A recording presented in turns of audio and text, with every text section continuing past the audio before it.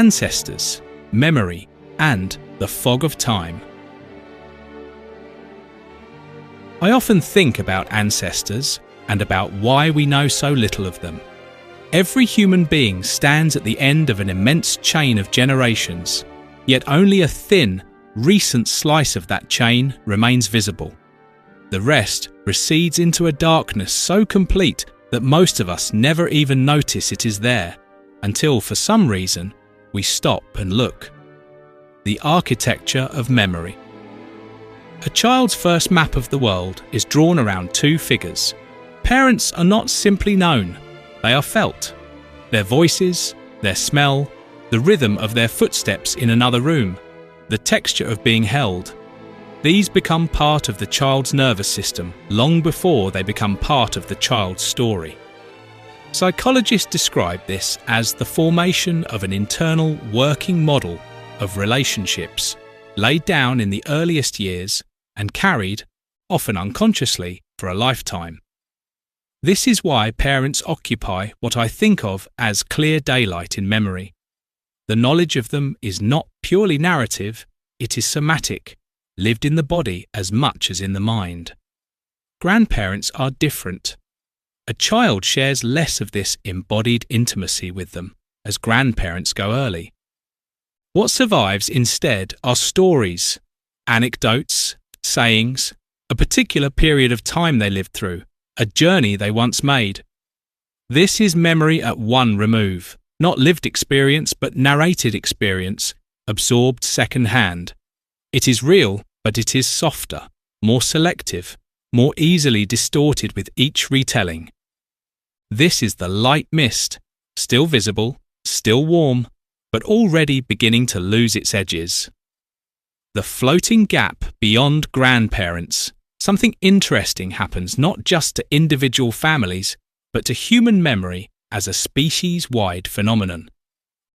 Sociologists who study how societies remember have noticed a strikingly consistent pattern. Living, informal memory, the kind passed down through conversation, shared meals, and direct testimony, tends to extend reliably for about 3 to 4 generations, roughly 80 to 100 years. This is sometimes called communicative memory. Beyond that horizon lies what researchers have named the floating gap, a zone where lived memory has run out, but formal, written, monumentalized history has not yet taken over. It is neither remembered nor properly recorded. It simply falls away. What strikes me is how precisely this matches the inner landscape I described as fog. The floating gap is not a metaphor I invented. It appears to be a structural feature of how human societies process time. Great-grandparents sit exactly at this threshold. The last generation, for whom a living person might still, in rare cases, hold a direct memory, and the first generation for whom that becomes statistically unlikely. Beyond them, families do not gradually forget more and more detail in a smooth decline. They fall off a kind of cliff. The names may survive in a family genealogical scroll, but the person, their voice, their humour, their fears is gone. Strangers of our own blood.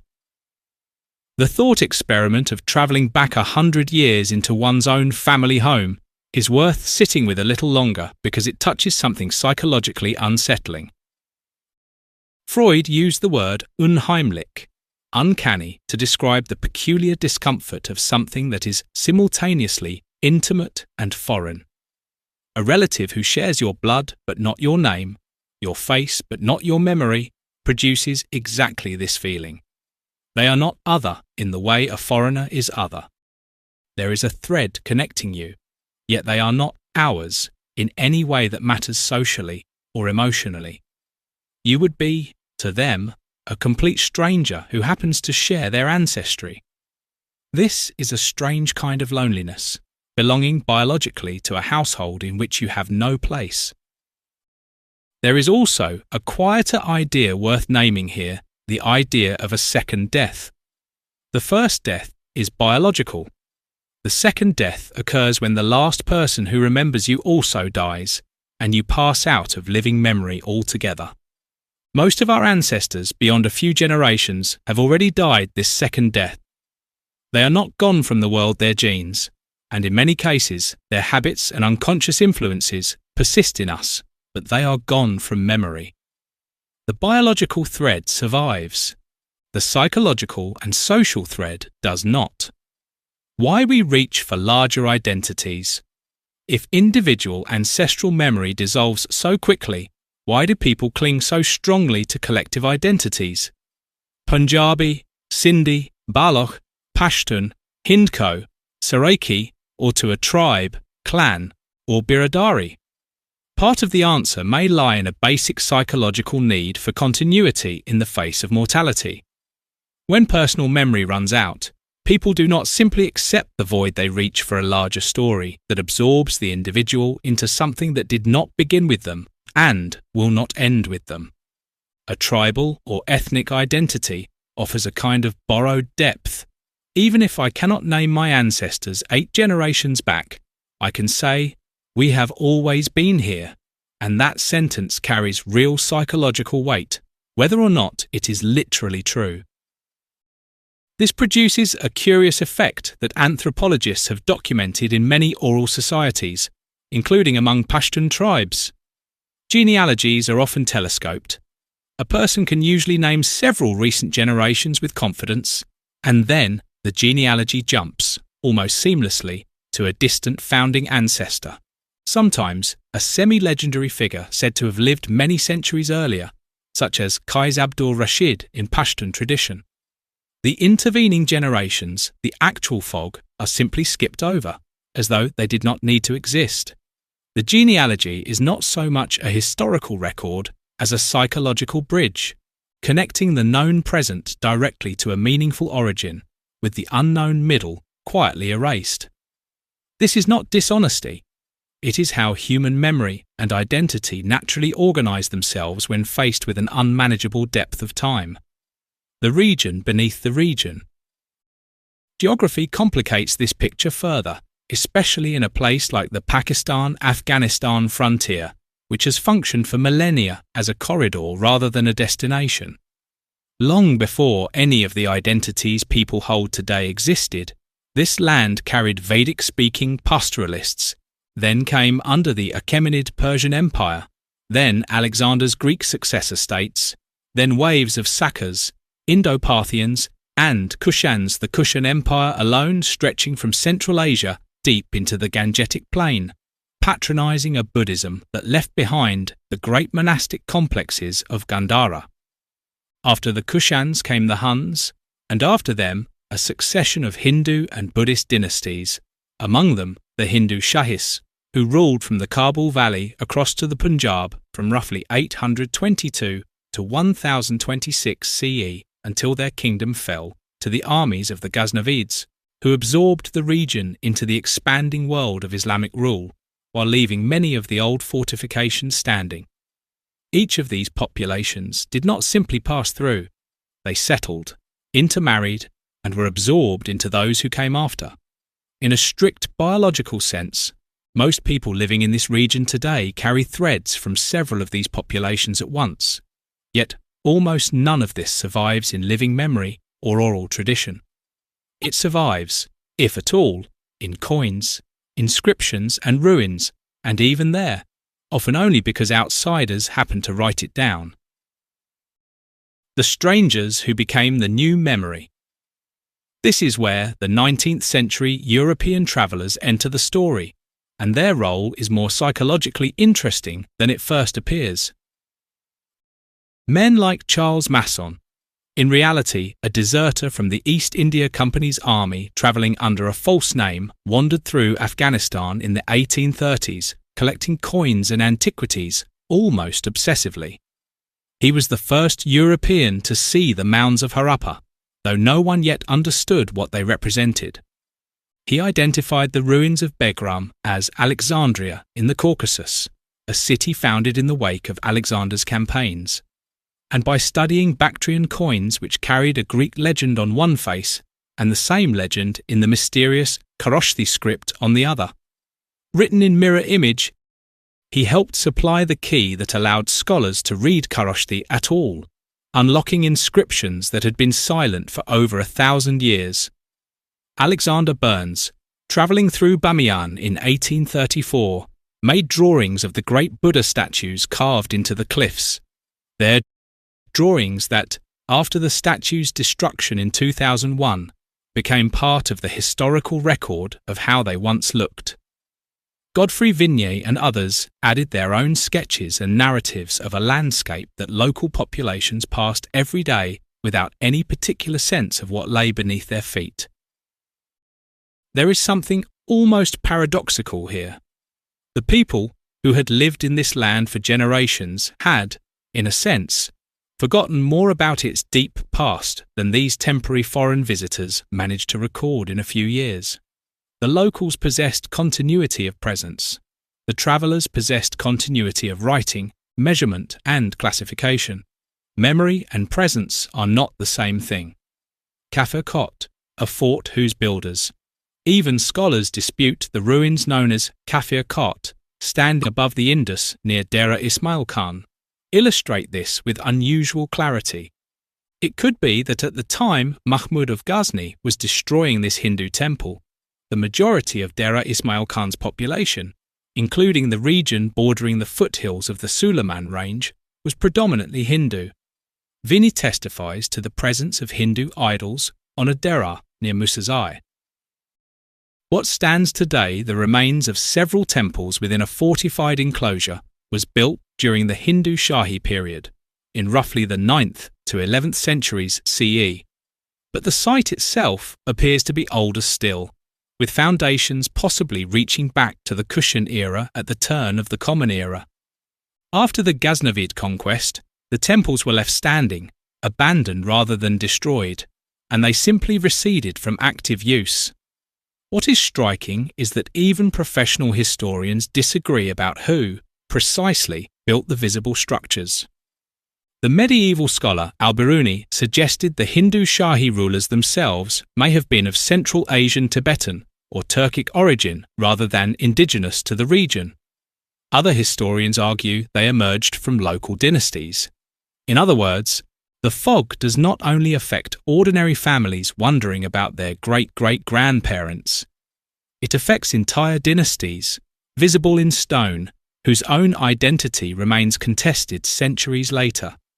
And the local name itself, Kafir Kot, the Fort of the Infidels, tells its own story.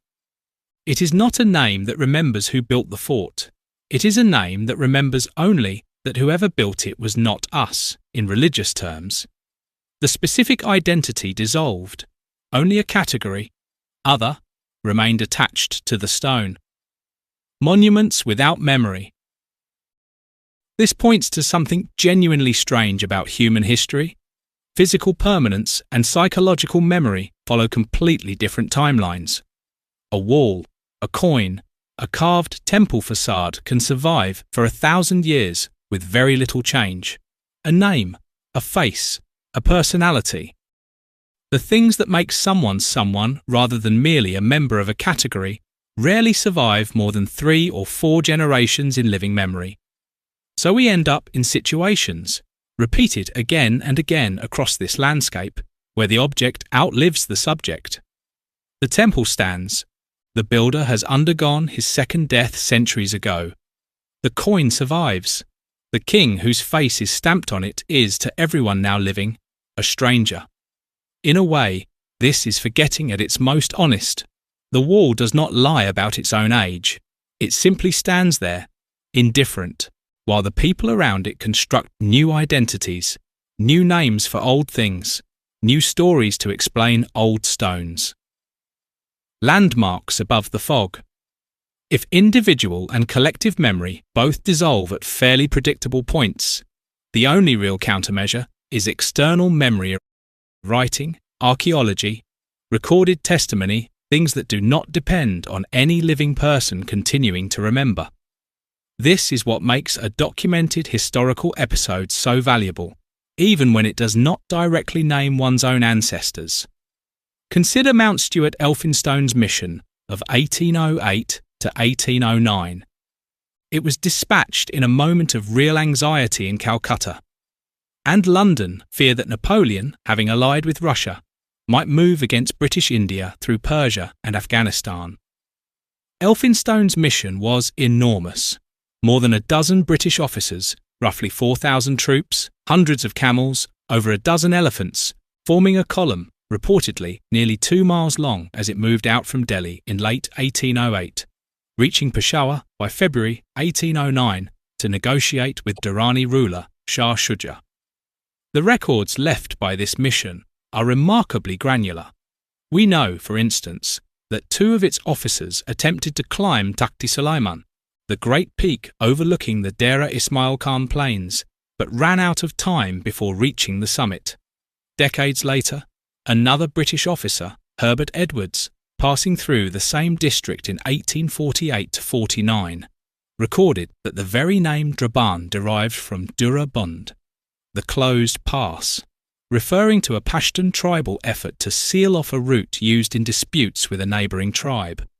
Edwards also noted a strange, rain-furrowed mound near the village, which he speculated without certainty might be a remnant of an even older Greco-Bactrian military outpost.